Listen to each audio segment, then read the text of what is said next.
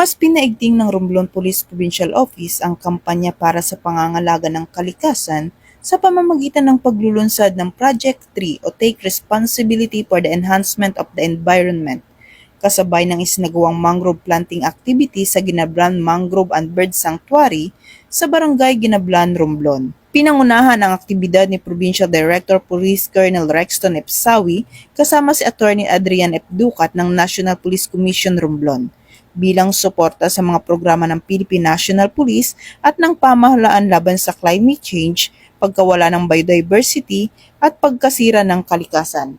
Sa isinagawang aktibidad, nakapagtanim ang mga kalahok ng kabuuang 600 mangrove propagules na inaasahang makatutulong sa rehabilitasyon ng mga baybayin, pagpigil sa coastal erosion, pagpapalakas ng marine biodiversity at pagbibigay ng protection laban sa storm surge.